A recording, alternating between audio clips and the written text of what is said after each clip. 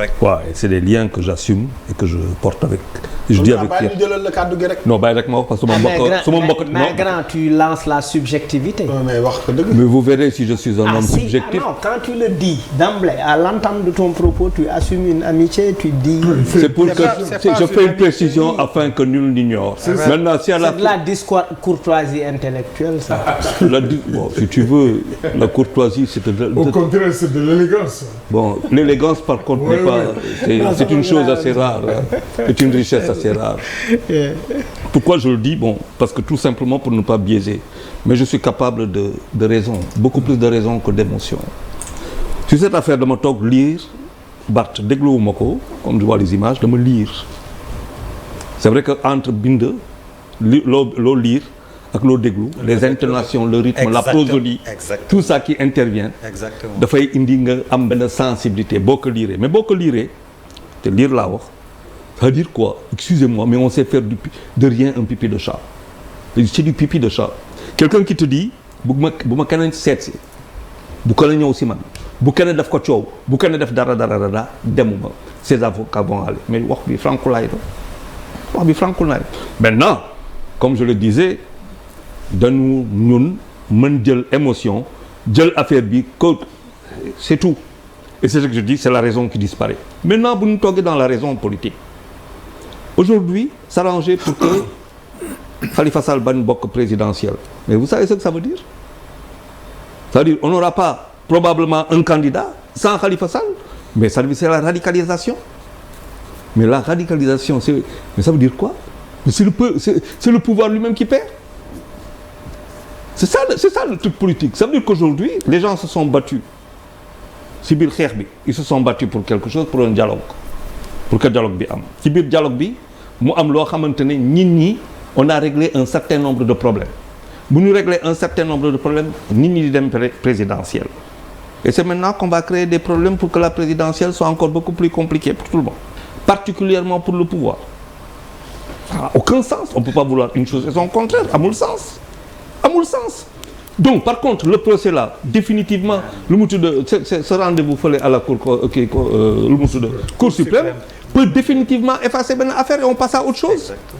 Et en passant à autre chose maintenant nous sommes nag dans un moment boo xamante ni nag politique dama ko ne tout le temps politique c'est pas une affaire d'enfant de cœur. Faut lire les blouses blanches pour xam que politique lu yéeme la.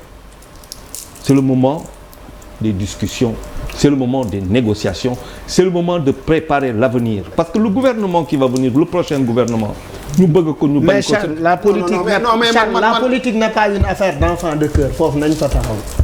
C'est-à-dire de manière est-ce que tu peux être beaucoup plus explicite? Waaw j'ai dit les gens qui ont lu lire la blouse blanche. damay gàttal quoi waaw les blouses blanches. autant pour moi waaw. Voilà bon. Il risque d'aller trop loin. lu ma bëggoon ne le fil non dama bëggoon wax mooy que ñun à un moment critique de notre histoire politique. Pour la première fois. ñu am benn candidat benn président boo xamante ne bokkul ci présidentiel ba. dañ doon folli 2000 ñu folli 2012 est-ce que tey dañuy folli système pour mettre un anti-système? C'est une réflexion. Donc xeex bi yëpp ce n'est plus une question de personne ça devient une question de système mais dans le système wax bi fa la ne kan moo koy incarner kan mooy incarner anti-système. Alors si aujourd'hui on va prendre Khalifa Sall on l'enlève mais c'est sûr que on a dit à l'anti-système kaay leen. Ah oui, en quoi Khalifa est un anti-système? Non, parce que justement il y a une radicalisation qui va se produire pour un objectif. Khalifa ne peut pas être un anti-système. Non, j'ai pas dit. Non, attends. Charles. Ouais, mais attends, Khalifa, mais laisse-moi réfléchir. Oui. Après nga intervenir.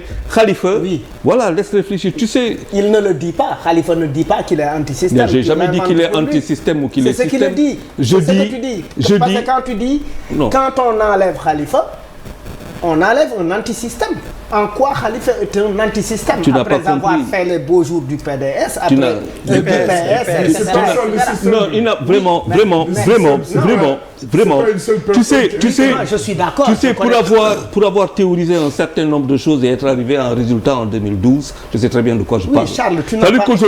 Non, Charles, ça, c'est du narcissisme. Dire que pour avoir théorisé chacun a joué un rôle ici. Oui, mais sauf chacun d'entre nous de la même manière que mais ici. à des degrés différents. Non. Non. Attends, le premier parti à diriger le Sénégal après les indépendances, c'est quel parti? Socialiste. C'est le Parti socialiste. Non. Donc oui, mais je veux dire, même si ce n'est pas le Parti socialiste, mais le parti qui a le plus duré au pouvoir, c'est le Parti socialiste. Donc c'est le symbole même du système. Bon, Légui, est-ce que je peux continuer? Oui. Xam nga système. Aujourd'hui on dit système, anti-système, nous on disait establishment. À l'époque, c'est une question de culture politique et de discours politique. Ça veut dire chaque époque, chaque génération, son époque, son discours. Lu may bëgg a wax dafa simple. Dama ne. Oui. Bu fekkente ne dans le raisonnement nga ne tey Khalifa Sall, par exemple, par un truchement. Oui.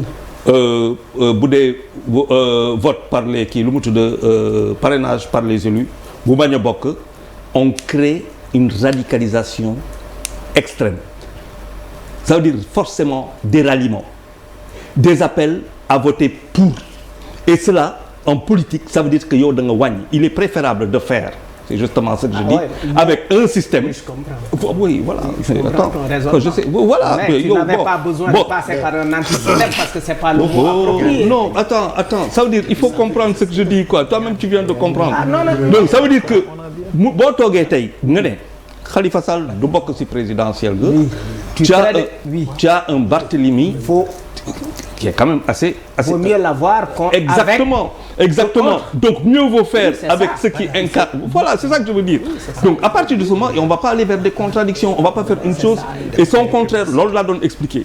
Mais de cette affaire dont on veut faire toute une montagne, pour l'avoir écouté et pour avoir le droit pour toi, maanaam yoon bi yaa ngi ci yoon. Loolu moo fi changé. C'est-à-dire qu'aujourd'hui da ngay nekk ci yoon sax ñu discuter ci loolu. Quand tu as le droit de faire quelque chose, je ne vois pas pourquoi on en discute. Ah mais Charles. C'est acté. Maintenant, dama ne lire ak déglu. Parce que quand tu aspires à diriger un pays, dafa am son discours. C'est ce qu'on disait tantôt.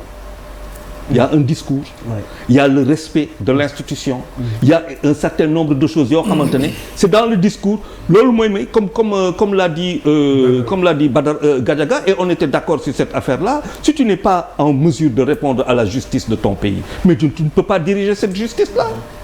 C'est aussi simple que ça. Si aujourd'hui Barthélemy dit que demuma, c'est une chose que de dire duma fa dem dañ ma woo waroon naa fa dem te duma fa dem. Donc à partir de ce moment-là, c'est une question de perception. Et comme la perception elle est altérée parce qu'on est à des niveaux plus émotifs qu'autre chose, mais à partir de ce moment on peut tout dire et dire n'importe quoi. Loolu mooy dëgg ci, mais du point de vue politique les choses sont claires. Cheikh Sadibou, oui. Waaw, merci beaucoup. Sur le problème.